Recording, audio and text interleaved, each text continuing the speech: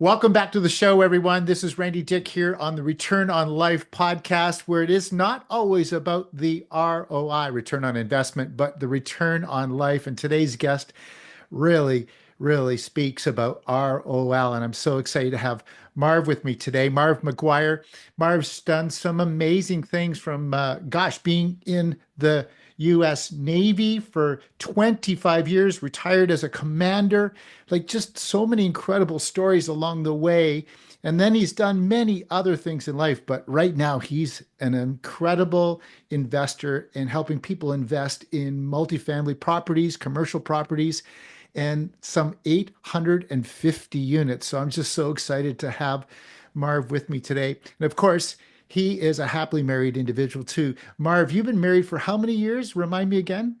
32 years, 32 32 this year. years.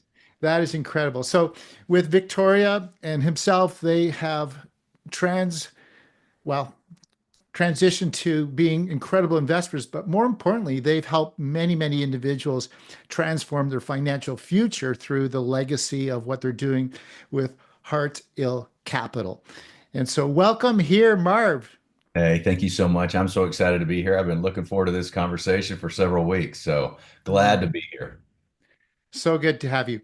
Well, maybe share a little bit about what Heart's Ill is, just to start off with, and how it fits really into the Return on Life podcast.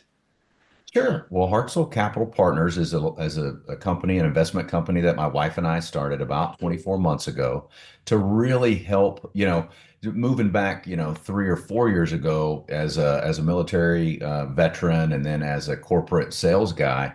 There's some strategies that we were unaware of, didn't know what a real estate syndication was and what the benefits were of a real estate syndication. So we learned about that about 3.5, 4 years ago and started to really do some due diligence and some questioning on what does this mean for us? My wife's a residential real estate agent and has been for about 20 years. So we've owned, single family rentals for 2 decades. And I can't tell you how many refrigerators and washers and dryers and floors I've put down and hauled around in the back of the truck. And we just had some bad luck on several of our rentals with poor tenants and leaks and roofs and in one year. And we were like, man, there's got to be a better way. So we investigated, multifamily real estate syndications and loved it. And really, once we discovered it and discovered how effective it was, we wanted to be an evangelist and share it with all our family and all our friends. And now we're kind of on a mission to share it with anybody who will listen. Hmm. I love that word evangelist because when we understand and know something really well, and we know that there's value to others, we need to share it with others and evangelize the world about that concept and those ways of really creating financial legacy. I want to go back to maybe some of your early career, being in the military and all the life lessons and financial lessons you've learned along the way. What can you share from some of those experiences that have helped shaped and form your investment mind as of today? I would say the biggest lesson I learned during the military that's really helped shape our approach to finances and investments is discipline. Hmm. Really being disciplined uh, in everything we do. My wife and I are extremely conservative in every personal financial decision that we make, and that bleeds over obviously into our Hartzell Capital real estate business. And so being being disciplined with what we pursue, how we pursue it, what we offer to investors, that's kind of a lesson that I took from, the early days of my military career, and it's followed with me and served me well all the way up until today. So I would say that's number one, and the number two, if I can add one more, would be an Mhm. integrity. Because in the military, when you're out in the middle of the ocean, I was a ship guy, so you're out in the middle of the ocean. Your shipmates and the people there around you need to be able to depend that you're going to do what you're going to say you're going to do, and you're going to do it for the right reasons, even when nobody's listening or nobody's looking. And again, that's served us well over the course of our career. Hey, that's a really good lesson. Discipline and of course integrity. And when you're on a ship, you can't run away from anybody Yeah, or that's a anything. It fact. is always present. And so who you are and how you treat others is really, the reputation and the respect that you carry on and off the ship, I would assume. That's 100% true. 100% true. It's like you get one reputation, you get one chance to lie to somebody and then you're a liar. You Hmm. get one chance. A lot of times you get one chance to make an incredibly bad financial decision, and you're recovering for it for years. So both of those are really real negative consequences that we've tried to keep in mind as we move Hmm. forward. Yes. And you talk about the financial decision, not making a good financial decision. The beauty of that though is that you can learn from that and never make that mistake again. But once you've tarnished your reputation, and you can have a bad deal and it doesn't tarnish your reputation because of how you maybe play out that that poor decision, and you can still recover from that. But when you lose character, that is a difficult thing to reinvent, so to speak, because you Certainly can't. is. Certainly is. Yes.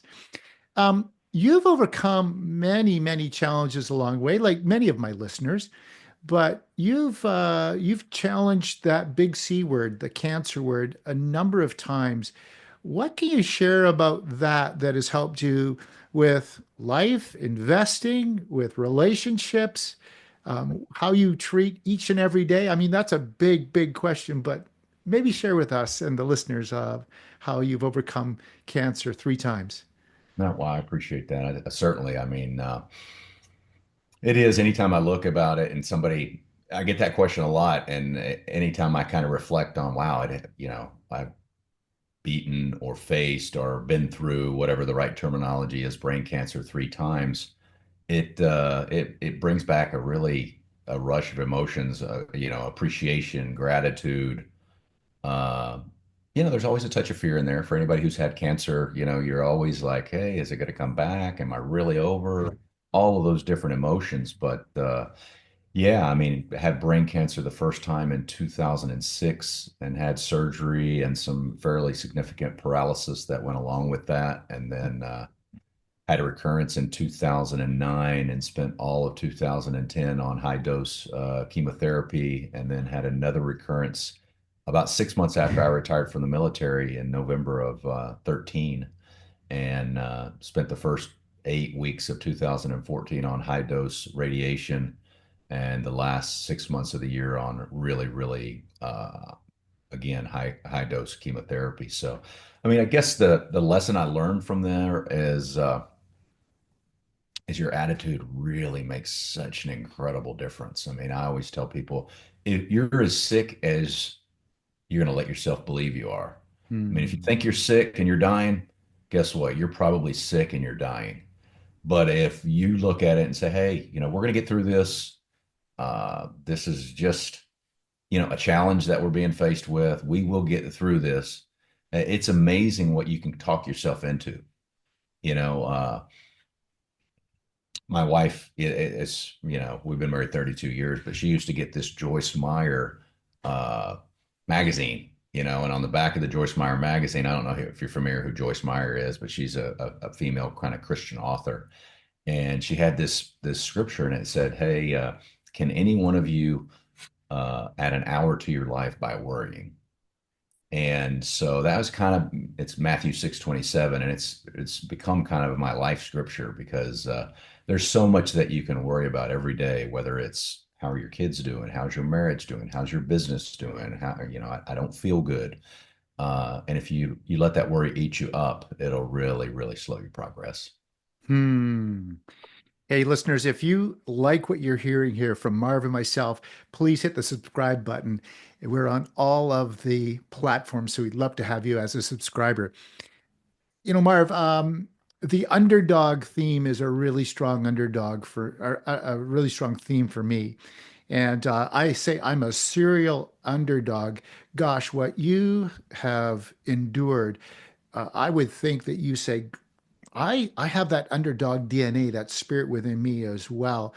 How did you find the will, the desire, the strength to battle these challenging times.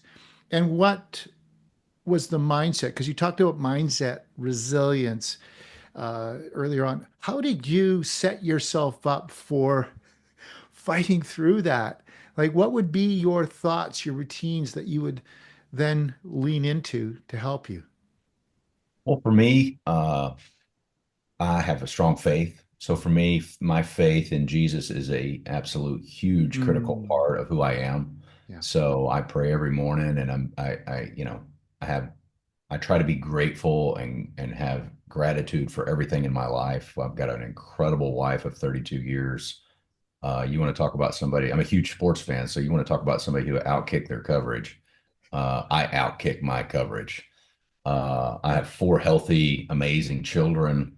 I've got a network. I've got two brothers and a sister, and nephews and nieces, and aunts and uncles, and just an incredible network of neighbors and friends and partners, people that have been partnered with us in our business. And so, I mean, I would say my habits would be, I try to be grateful and pray every day. And then I really try to reach out to people every day. I feed off of relationships and Mm, talking to people. And so I try to make several, three or four calls every day and send tons of text every day, just checking on people. Hey man, how you doing? What's going on? What are you up to? Uh, I talk to my brothers and sisters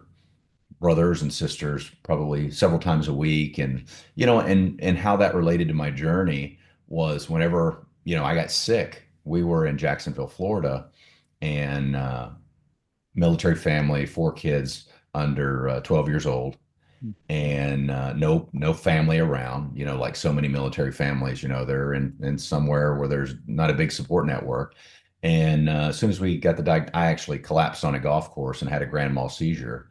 And they took me into the military hospital, and the military hospital said, "We don't really know what's going on here, but you have a shadow on your brain." And mm, we were like, what the heck does that mean? So they took us out to a hospital out in town, and they said, "Hey, you've got a rapidly growing brain tumor. We think it's cancerous, and you need surgery, in the next 24 hours." And we were like, "There's no way we can have surgery the next 24 hours. Give us 72 hours so we can get some support in here." So my wife kind of shot the flare up, and we had people flying from all over the United States, not only family, but all those friends and the network that you build. There's a saying that says you're the average of the five people that you spend the most time with, and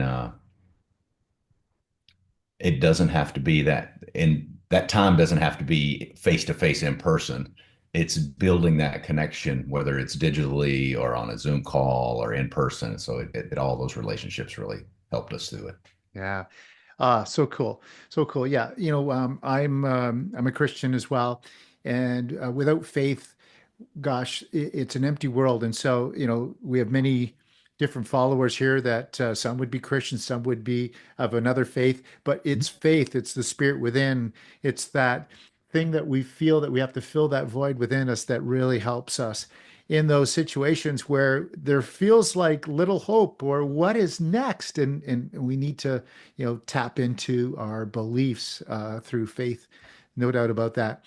And speaking of, faith, you talk a little bit about imposter when we were having a conversation earlier about imposter, about being a multifamily real estate syndicate. Man, how do you work through that? How do you work through that imposter syndrome? Because we all feel it at some point. We all push ourselves. And I was reading this morning about how important it is to try that one thing that you don't think you're ready for. And we have to keep pushing ourselves to try things we don't think we're ready for. Did you think you were ready for it, or was this like, oh my goodness, what am I doing? 100%. Oh my goodness, what am I doing? 100%. And I think we face imposter syndrome every day in so many different areas of our life where whether like I like to go to the gym and I walk into the gym and there's all these guys with these huge muscles and I'm like, man, what am I doing here? Or we go to these conferences and we went to a conference last week out in Arizona. It was about people, how to raise money for our deals.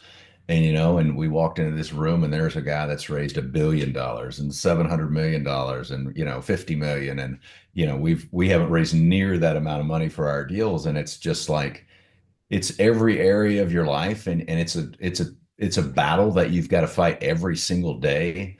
But I think if you'll just commit to taking one action every day that makes you a little bit uncomfortable and just Mm, build on that every day. Like, I don't like social media, but I know social media is a key aspect of building a brand and growing your business. yeah. So every day I make an effort to spend some time on social media and to post on different platforms. And so that would be my advice to people that are fighting the same battle that we all are. Yeah. It's interesting you say that because you had 25 years, in the military, and I'm sure there were some scary moments, there were some tense moments, yet you just pushed through them because you were trained and you had the discipline to do that. And I'm sure that bodes well for you today. And just our listeners, I just encourage you, scare yourself. You got to scare yourself once in a while just to know what you're capable of and what you're not capable of. And then you know how to set that new standard, that new bar to move on. So I I really love that. appreciate that. Scare yourself. And I'm going to steal that. ah, That's you could great. steal anything. But Yeah. it's interesting that you felt that you're an imposter, yet you have 850 doors in your syndicate. Like it's incredible. It's incredible that you've done that in such a short period of time. Well, we have incredible partners. That's the thing. We're real estate, like so many things in life, is a team sport. So Hmm. we don't do anything by ourselves. We have our homework checked on all the things that we underwrite. Anything, if we've got questions, we just have a credible group of partners, core partners that we work with, and everybody's kind of got their quote unquote superpower. Like Hmm. I love people, so I'm in investor relations and try to raise money. My wife is an incredibly talented underwriter, so she's into the details doing the financial analysis. We've got friends that are award-winning general contractors. So it's just such a team sport. And by tapping into other strengths, you find deals that you wouldn't normally be offered or know about, and then you're able to take down deals that are larger because you're pooling your resources, and the sum of the individuals is so much greater. Yes. Your net worth is your network, or your network is your net worth. And that is so important. So you transitioned from single family to multifamily. And in the multifamily, or is it mostly commercial that you're handling today? What is it? Is it multifamily Almost and entirely commercial? multifamily. I'm sorry, what was that? Almost entirely multifamily. We do have a Multifamily. couple of small new development projects, but really focused on multifamily. And when you say multifamily, it's how many doors per building, or are you looking at larger sites? Is there a sweet spot for your investment portfolio? Certainly, we usually target opportunities that were between like 50 and 250 doors, usually a little newer than 1980, no older than 1985. Hmm. And then we look at value add properties where we can go in and really kind of renovate the units. Maybe the landscaping needs to freshen up, just kind of take care of the deferred maintenance and freshen up those properties, and then get them stabilized and cash flowing for our investors. Hmm. And some people would say, well, where do you find these? But they're really everywhere. There's a lot of opportunity, and it's just a Really matter of are. going and finding that opportunity.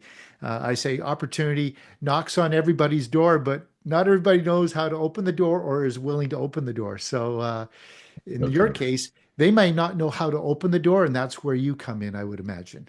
That's exactly right. That's exactly right. So we're getting people reaching out to us all the time, kind of curious, hey, how does this work and what's it like? And as you well know, in residential real estate, it's all based on the comparative. What your neighbor's house is worth and what the house down the street is worth is kind of the ballpark what your house is worth. And in commercial real estate, specifically in multifamily, it is all based about how much profit and how much money the property generates. So they're valued just very, very similar to how a business is valued. So, we look for ways to go in and increase the revenue of these assets and then decrease the expenses, and that immediately, increases that value. So it's fun, and one of the reasons that we like it is, there's more control. So instead of putting your money in a stock market where you don't have a lot of control, or crypto that's really volatile, these assets, one, they don't move like the stock market. You've got some control, and then they appreciate and provide great tax benefits. So we like it for those reasons. Hmm. And I would think, there's some misconceptions. Not everybody understands real estate well, but I would think that stable, secure investment program is what people really come to love and understand. And because nobody wants to lose money, let's be honest.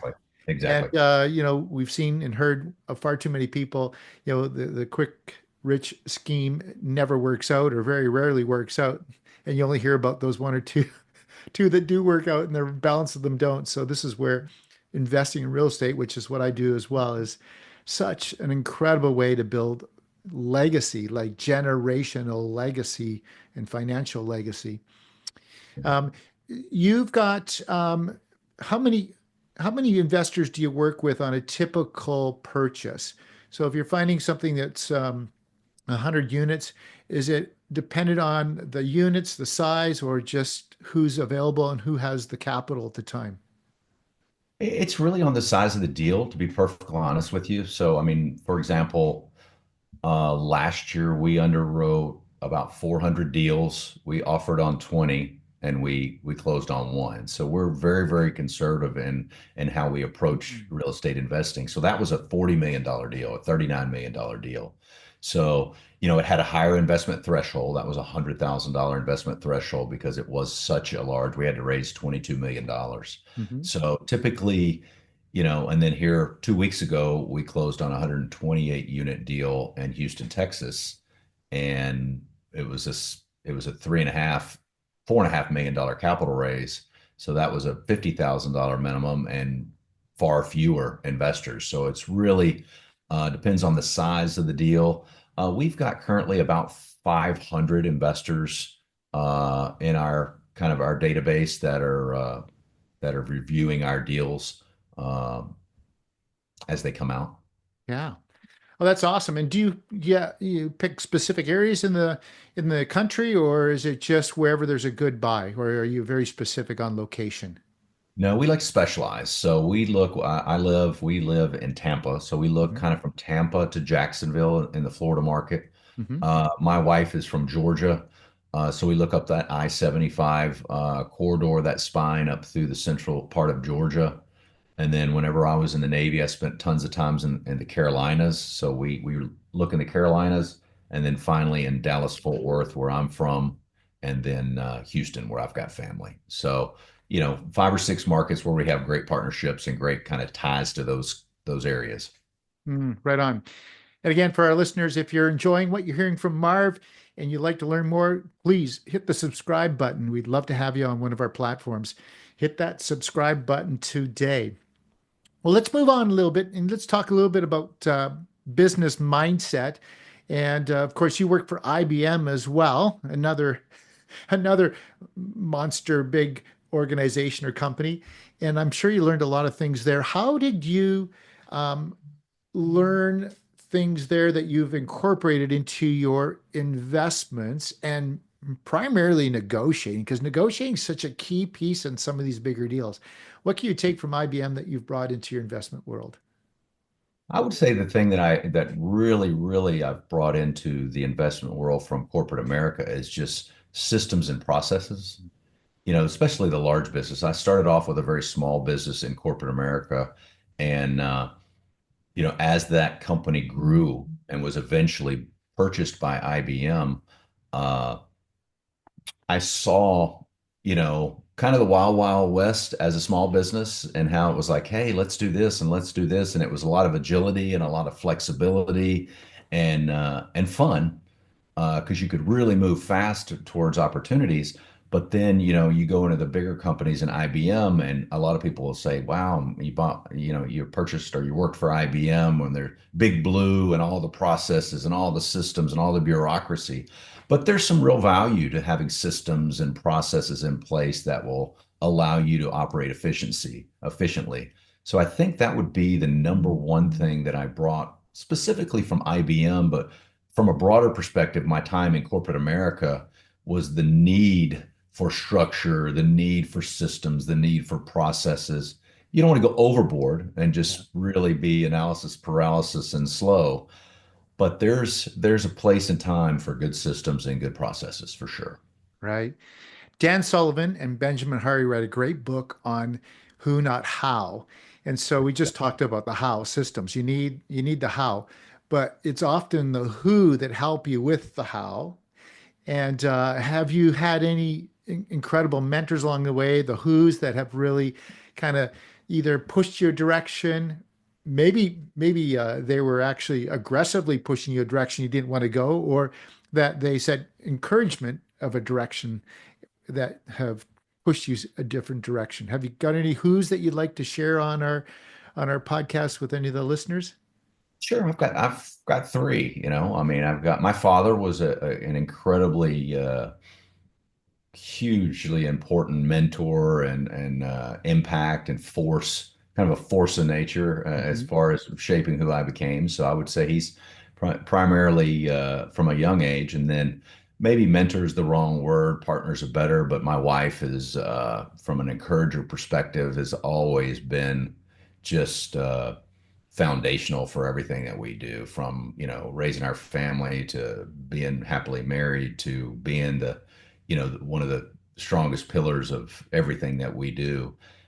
We joined a mastermind probably, Mm-hmm.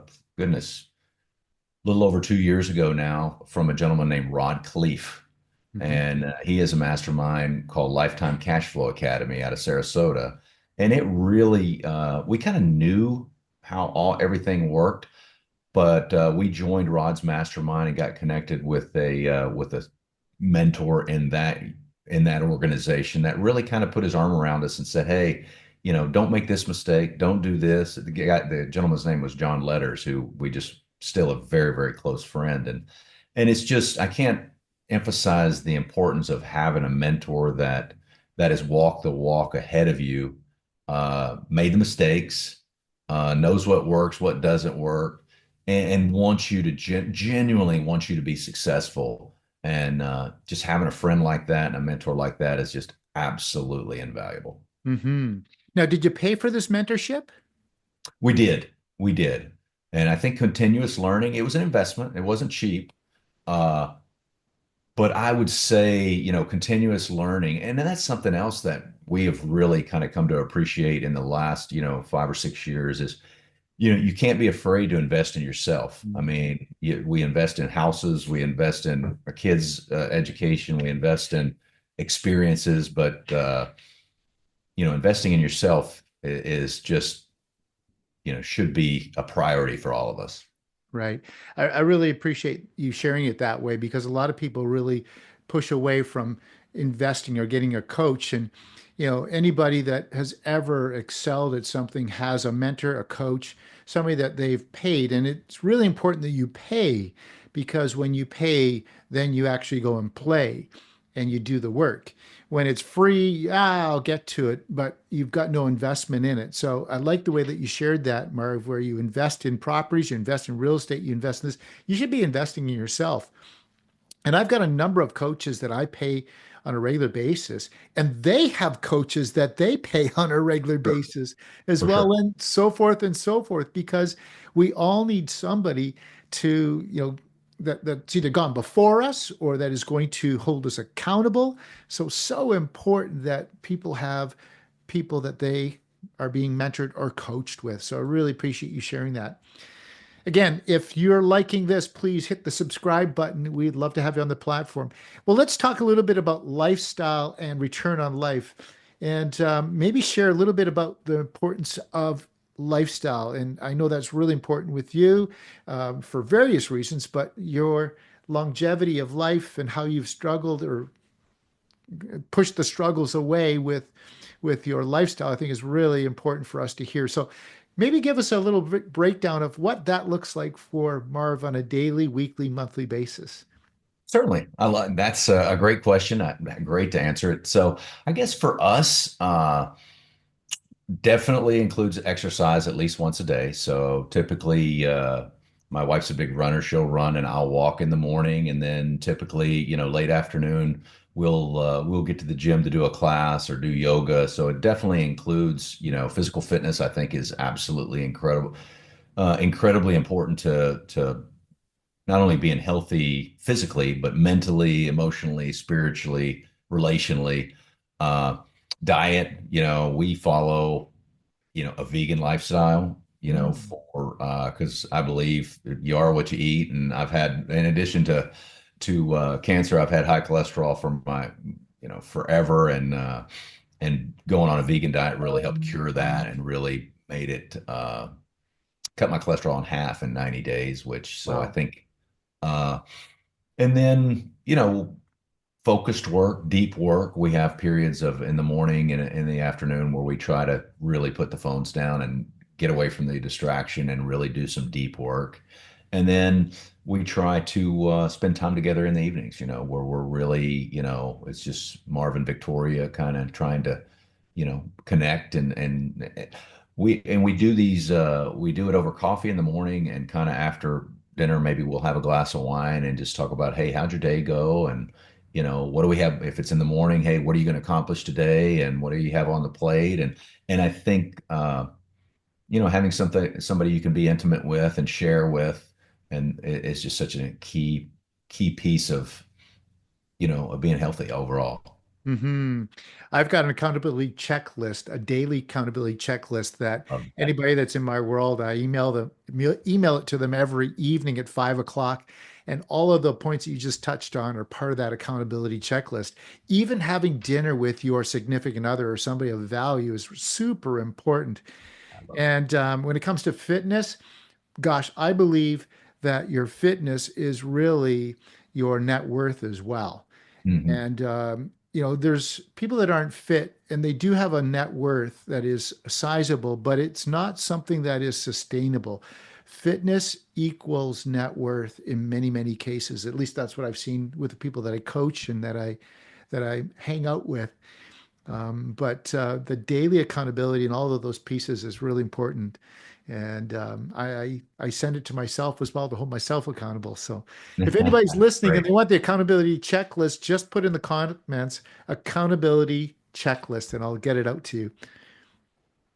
That's fantastic. So you're also challenging yourself in ways that many people wouldn't. You're planning on doing the Appalachian Trail as well, is what I'm understanding. Is that correct? Yeah, for sure. Well, whenever I retired from the military, I wanted to just hike it, door to door, start to finish. And that's probably a 5 to 6 month journey. And, Mm. Victoria was like, hey, I don't know. We've done so many deployments over the course of your military career. Now that you're not doing that, I don't think I'm ready for another 6 month deployment. And so we've kind of changed to section hiking. So me and my brother and several friends do two hikes a year, Mm. uh, a spring and a fall, and we try to get anywhere between 40 and 50 miles in for each. The goal is 100 miles a year. So it's kind of a bucket list goal. So it'll take us, I think we're over 250 miles now. So we've got several years to go with 2,000 miles or so left. But we love it, and it's difficult and it's challenging, and it gives us something to look forward to. I think the next hike is the 25th of April this year. So I'm got my backpack all set up, and I try to walk as much as I can right now and get ready for it. But I think you hit right on it. You've got to have something that challenges you and Mm. pushes you to be better, whether that's, physically, emotionally, spiritually, intellectually. Is there anything that is specific to why you're doing this? Is there a why to it, or is it just I want to challenge myself, I want to get out there? And of course, when you're doing it with others, there's that camaraderie of doing it with somebody else too. But is there something specific that you're doing this for? I think it was for me, it was the way the idea initiated is kind of a great story. So I've got a friend named Jim Vant in Virginia who was one of uh, my associates whenever I was in federal contracting, and he's a cancer survivor as well. Mm. And we had a harebrained idea to walk across Fairfax County in Virginia, which was like 47 miles. And we got up at 4 o'clock one evening or one morning and went ahead and did it. We got done about 11 p.m. And I was like, what the heck are we doing? And then we were, once you do something like that, you're like, okay, it's like teenage boys. You're like, oh, if we can do that, we can do something bigger than that. And we're like, okay, well, why don't we try to walk 50, let's try to walk 100 miles in 2 days. So he flew to Florida and we walked 53 miles in the next day, the next month. And we're like, well, what's next? And it was kind of like, well, I've always wanted to do the Appalachian Trail. Let's just see it. So it was more of a, hey, hey, bonehead, let's try to keep challenge ourselves, keep pushing, keep pushing. And it has become a way to, it's become like a little semi-annual reunion for the guys that love to hike. And it's grown from me and Jim to, I think this year we've got 12 people going out on the trail. Some are longtime hikers, some are first time hikers. And it's just been a way to really, really make new friendships and keep old friendships refreshed. Yeah. We all need somebody in our lives to, challenge each other, say, you can't do that, I can do it. Like, yeah, we all need a little bit of that little, I call it friendly bullying happening Yes, in our lives. that's so good. Um, and, the art of bullying, friendly bullying, that is. Friendly bullying, And by the exactly. way, I'm wearing a pink shirt today because it's the official pink shirt day today for bullying, against bullying. So I have to be careful how I say that. But an act of friendly bullying is always good. It's always good when it's done in the right context. Well, if you're loving this piece, please be a subscriber, everyone. And we're going to move on to the speed round. Marv, are you ready for the speed round? Oh, it sounds scary, but I'm ready. Well, what's the most important book you've ever read? Oh goodness, that's easy for me. Would be the Bible. Yeah. Uh, uh, Hands down would be the Bible for sure. It's changed my life, and so, my Bible looks like somebody ran over it with a lawnmower. It's got folded pages and highlights and dog-eared pages, and the cover's fallen off of it. So it's just been, yeah, that's not even. There's no other that's It's even beautiful. close. Beautiful. I've got my dad that's passed away at 92. I've got his Bible on my shelf here too, and I love it. It's just I got keep that. Yeah, so pretty much cool. Keep wisdom in it, that. his own wisdom in the Bible as well. I thought you might say turn the ship around, but I that's a did great read read too. I did just finish a book called Die with Zero. Mm, Uh, that's a good one. great book. I had never read it, and it really opened my eyes. My wife, I told her I'm reading this book, Die with Zero, and she's like, "Oh Lord, I don't tell me about it because I like to. Hey, let's take a vacation. If we're gonna go somewhere, let's go and clash. And we're like, oh." And it really, really opened my eyes to a different way to think about your legacy and your wealth and things Mm, like that. So I would recommend that book for sure. beautiful. What's one habit? What is one habit you swear by? Oh goodness. Picking up the phone. I like to call people. In this day and age, it's like I'll send them a text or a DM or I'll send them an email. And I like to call people. Hmm. Still like to call people, hear their voice. Yeah. One of the things my aunt, whenever she died of a brain aneurysm. Oh my gosh, probably 20 years ago. And she was really a special person in my life. And when we were going to her house to kind of help clean things out and stuff like that, uh, I'd always call her, and she had this great voice message, this on her voicemail machine when we used to have voicemail machines. And it was just her personality. It was this big, robust message, and it was she joking and stuff like that. So I went to the house and I went straight to the voice machine and tried to get the tape, and somebody had already got it because somebody had. So I think hearing somebody's voice is so powerful. Absolutely, absolutely. So if you could have dinner with one person, dead or alive, who would it be? Oh man, Jesus. That would be pretty cool. Would that have to be That'd the be pretty coolest cool. thing ever? That Yeah, would be pretty cool. yeah. What's your favorite travel destination? Oh man. Right now, I love Rome. I love Mm. Rome. We're going to Alaska this summer for 2 weeks. There's so many places I want to travel and go. Love Bali. But I think Rome right now would be my number one. I'm hoping to add a bunch of, over the course of the rest of my life, add so many others. But right now, I'm a fan of Rome. Love that. Okay, last question, trick question. If you're Uh-oh. a scratch and sniff sticker, and I rubbed your shoulder, Marv, what would I smell? It's probably black coffee. Black coffee. Okay, you're No, running coffee. You're running coffee. that's the Navy for me. You used to just live on black coffee. So that's still drink way too much coffee and that's probably what you'd smell. Uh, well, what a great interview on the Return to Life podcast with you, Marv. I really appreciate your responses and who you are. And gosh, how do people find you if they want to invest in real estate with you? What's the best way?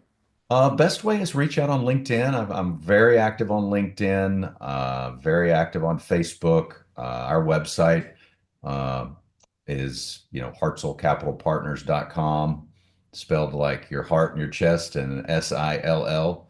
And and then, people can even email me. My email address is marv@hcpinvesting.com. So I'd love to talk to people and have conversations and develop authentic relationships and just Hmm. try to add value to people. Well, fantastic. Thanks for being a great guest here on Return to Life podcast, Marv. Appreciate your time and success to you and all your investors. Thank you. Thank you so much. I had so much fun. Thank you. Awesome. Nicely done, Marv. That was so fun. Thank you. You're welcome. You're welcome.